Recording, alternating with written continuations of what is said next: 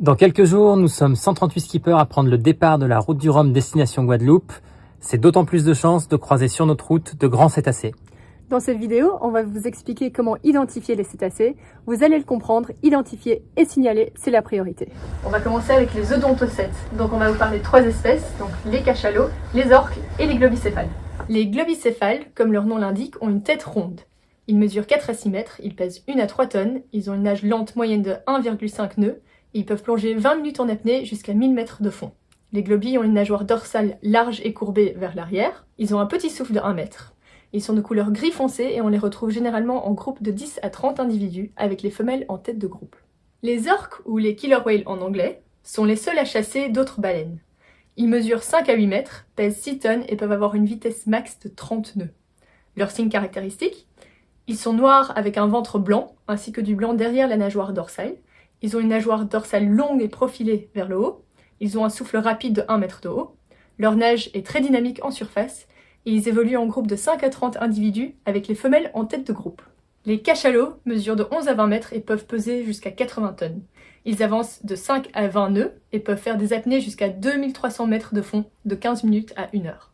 Pour les reconnaître, ils ont une couleur grise unie, une nageoire dorsale très peu marquée avec des mini-nageoires pectorales, une tête carrée avec un front plat. C'est la seule baleine avec un souffle de travers sur la gauche qui va jusqu'à 2 mètres. Leur nage est lente en surface, en groupe de 15 à 20 individus. La nageoire caudale, elle, est grise des deux côtés, en forme triangulaire avec une encoche profonde. Donc ces baleines à dents, ils mangent des poissons. Ils mangent des poissons. Ils vont assez profond. Et ça, moi, je vais peut-être les croiser plutôt aux Canaries, proche des îles et au Cap Finistère, par exemple. Proche des failles, en fait. D'accord. Elles peuvent aller jusqu'à 1000 mètres en profondeur. Ok. Donc c'est vraiment proche des failles, là où l'eau est justement plein de nutriments qui descendent, mais par l'espèce aussi. D'accord. Donc ils utilisent des clics pour justement faire de l'écolocalisation, pour localiser leur proie et se rendre compte de leur environnement. C'est comme un radar, quoi. Comme un radar. Donc ça s'envoie des tac tac tac tac et l'image leur revient. Et elles utilisent aussi des sifflements pour communiquer entre individus. Maintenant on va passer à la deuxième famille, c'est les mysticètes, les baleines à fanon. Voilà. Donc les baleines à fanon, effectivement, elles viennent prendre une énorme quantité d'eau, la filtrent et elles gardent juste les zooplanctons pour se nourrir. Et donc là on va en aborder 3, le rorqual commun, la baleine à bosse et la baleine bleue. Le rorqual commun est le deuxième animal le plus grand sur la planète. Il mesure de 17 à 27 mètres, son poids 40 à 50 tonnes et une vitesse moyenne de 8 nœuds. En anglais, on l'appelle fin whale, c'est-à-dire baleine à nageoire. C'est vraiment cette nageoire dorsale qui permet de le reconnaître facilement en surface. Autre signe particulier, un dos gris foncé arrondi jusqu'à la caudale, un museau étroit en forme de V, du blanc en dessous du corps, un souffle très arrondi de 4 à 8 mètres de haut, et c'est une espèce migratoire et elle est souvent solitaire dans 60% des rencontres. La baleine à bosse, ou humpback whale en anglais, mesure de 13 à 16 mètres pour un poids de 40 tonnes.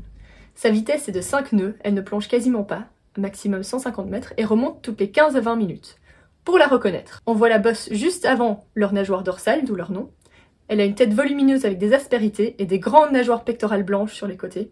Sa nageoire caudale est comme une forme d'aile de papillon, blanche en dessous. Elle peut être très active en surface avec des sauts, à un souffle de 3 mètres, et elle migre en groupe entre les pôles et l'équateur et reste à 2 quand elles ont leur bébé. La baleine bleue est le plus grand animal sur la planète. Elle mesure de 24 à 30 mètres pour un poids de 130 à 150 tonnes. Sa vitesse moyenne est de 5 nœuds. Elle plonge jusqu'à 100 mètres pendant 15 minutes. Pour la reconnaître, une tête grise-bleue, un museau étroit en forme de U et des petites nageoires pectorales. Un souffle important de 12 mètres de haut. Elle a une mini nageoire dorsale et elle nage très lentement en surface. Sa caudale grise est en forme de triangle allongé. C'est aussi une espèce migratoire entre le pôle Nord et les Açores, souvent solitaire ou à 2. Donc ces 3 espèces qu'on vient d'identifier, en fait elles n'ont pas particulièrement de sonar. Donc elles ne font pas de l'écolocalisation, elles n'utilisent que des cris et des sifflements pour communiquer. Parce que justement quand elles vont se nourrir, etc., c'est juste à la surface, c'est plutôt de la communication entre elles, entre individus pour savoir où elles sont. Mais il n'y a pas vraiment cette idée d'aller chercher une proie et la chasser pour revenir. D'accord, donc tu veux dire que sur ces plus grosses baleines qui seraient plus en surface, elles sont encore moins à même de nous voir venir, nous, quand on arrive avec des bateaux. Exactement. Les trimarans, les IMOCA qui ont des foils vont encore de plus en plus vite, donc c'est sûr que les baleines, nous imaginent qu'elles sont encore plus perdues que nous, parce qu'elles n'arrivent pas à comprendre comment se déplacer par rapport à nous. C'est ça, elles ne vous entendent pas arriver, c'est trop rapide en fait. Et si elles sont pas habituées, si elles sont pas dans un environnement où c'est quelque chose qui se passe tout le temps, comme aux îles Canaries, Oui.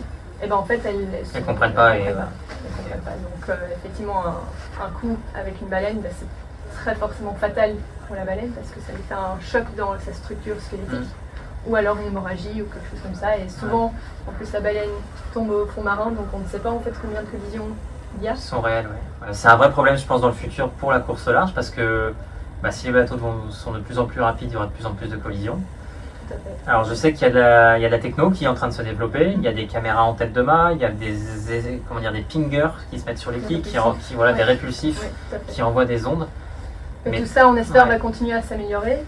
Après, le plus important là-dedans, c'est de signaler, en fait, quand vous Ouais. voyez une baleine, tout court, en fait. Parce qu'on commence à comprendre l'immigration, savoir quand elles sont là, pourquoi elles sont là, mais c'est encore un océan tellement vaste Ouais, et que puis- chaque petite information, en fait, elle est super utile. Et c'est intéressant aussi d'observer le comportement des cétacés avec nos bateaux, en fait, qui sont très particuliers pour elles. Voilà, donc le contexte, en fait, dans lequel vous êtes, Ouais. les conditions météo, et combien de fois elle a fait surface, si elle était seule ou pas, Ok. voilà, tout ça est super important. Ok.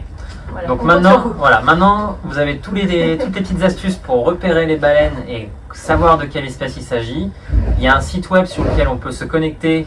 Je vous mets le lien juste en dessous là pour signaler en fait ces observations. Nous, quand on sera en course, on va le faire aussi.